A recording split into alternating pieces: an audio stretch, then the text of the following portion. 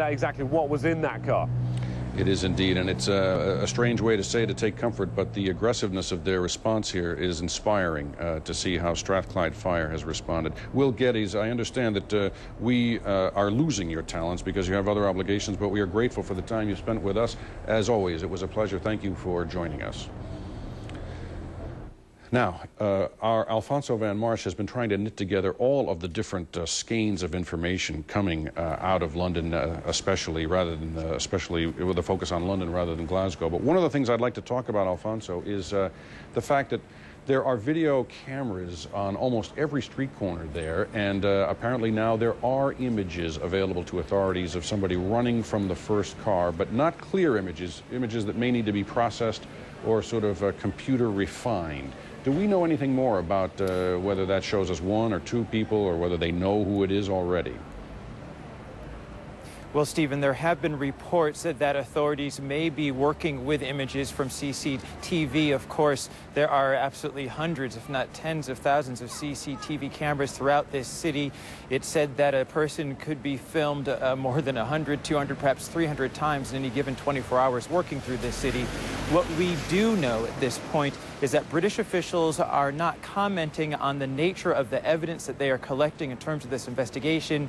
They are saying that they are feeling very confident about the evidence they have collected so far.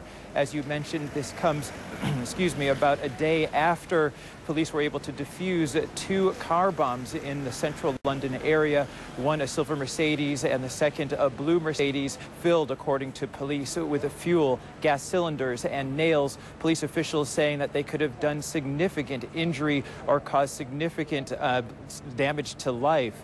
Now, this development comes as British Prime Minister Gordon Brown meets with his Home Secretary Jackie Smith and Foreign Secretary Jackie Smith actually spoke to reporters issuing a statement after their meeting today. Let's listen a little bit to what she had to say about what police and all government agencies are doing to keep people safe. We were updated on the police operation, and the Prime Minister took the opportunity to thank the police and the security services for all their hard work over the last 48 hours. The Prime Minister stressed that all parts of government have got to work together to combat the terror threat. I'm satisfied that across government and with the police and agencies, we're doing all we can to protect the public. The police are clear that the most important contribution that the public can make is to carry on reporting anything suspicious and to be vigilant, and I'd ask them to do that. But I must stress that we mustn't let the threat of terror stop us from getting on with our lives. Now, that vigilance being the key word in what she was saying, that coming as one of the newspapers brings the headline, one of the questions on a lot of people's minds today: where's the next bomb? Now, of course, police are saying they're doing everything to keep the public safe. This being a very large, big celebratory weekend, Stephen. Today, for example, we have the Gay Pride March and concert that's going on as we speak. Also, we have the Wimbledon Championships, that series of tournament games going on as we speak. As well as tomorrow, Diana, Princess of Wales Memorial Concert is going on to celebrate her life, her birthday, and of course remember her death 10 years ago. The British public keen to attend these activities. Of course, these developments, if, and that is the key word at this point, Stephen, if these developments out of Glasgow are related, certainly that will be on the minds of people as they continue about their business, continue about their fun this weekend, Stephen. A lot of the fun is in places, Alfonso, that may be a little bit easier to secure. The tennis championships, of course, in an outer suburb of London. The concert that you referred to there at New Wembley Stadium, so there may be an effort there to screen everyone who's entering the stadium. But the people on the street there seem to be moving about as always. We've been even seeing them and hearing them as you report, Alfonso. And I can recall living in London at a time when the IRA used to blow up something every Christmas season, even taking my children to see Santa Claus at Harrods. I remember having chills up the spine as I went up the escalator thinking, you know, this could be the moment here. And yet people seem to be shrugging it off. I think that would be accurate to say the times have changed indeed, Stephen. For example, I talked to a mother and daughter yesterday just meters away from where that first Mercedes, that gray Mercedes, was found filled with nails, gasoline, and gas cylinders yesterday. They said, well, what are we expected to do? Are we to stop cars from coming to central London? Are we to stop people from carrying bags and luggage to airports and other areas? People must continue on. Life must go on. Stephen, I also spoke with a South African who was doing business in London yesterday. He said he actually heard about the first car bomb from his wife in South Africa, who had texted him. She'd seen it on CNN.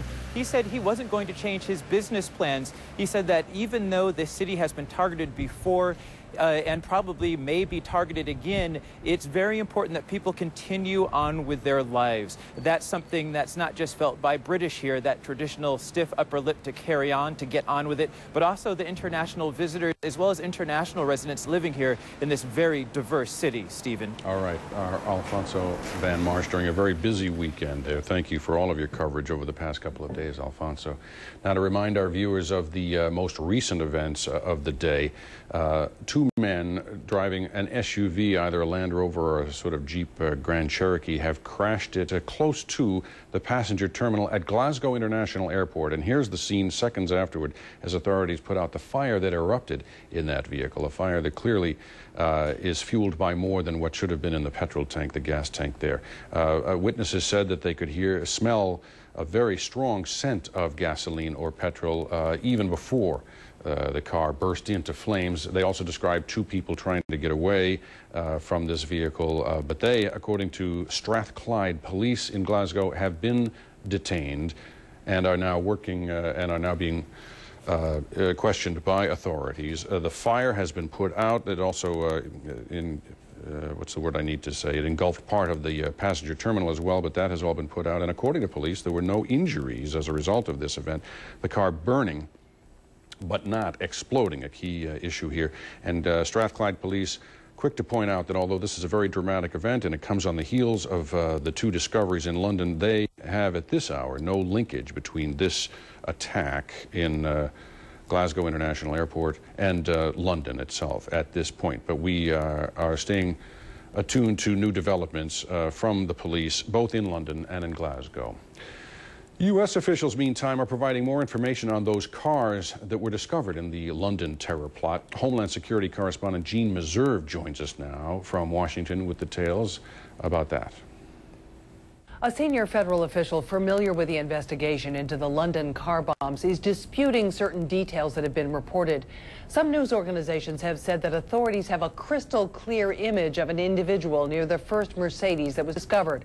The senior official says there is an image from the closed-circuit television cameras, but it is not crystal clear.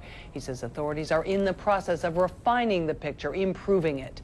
The official says that authorities are looking for a number of individuals in connection with the bombs, but he says the number is not 3, as has been reported by some news outlets. The official says that authorities have determined that the two cars were parked in London at the same time, and he says that authorities have been able to identify and question previous owners of both vehicles, but they have not been able to identify the current owners. The investigators have a wealth of clues between the cars, their contents, and the cameras in London. U.S. officials are closely monitoring its progress, but say at this point there is no indication of a link to the United States. They say there is no specific or credible threat in this country and that the public should be on the lookout, but should also enjoy the July 4th holiday. Jean Meserve, CNN, Washington. And now we turn to Iraq, where U.S. military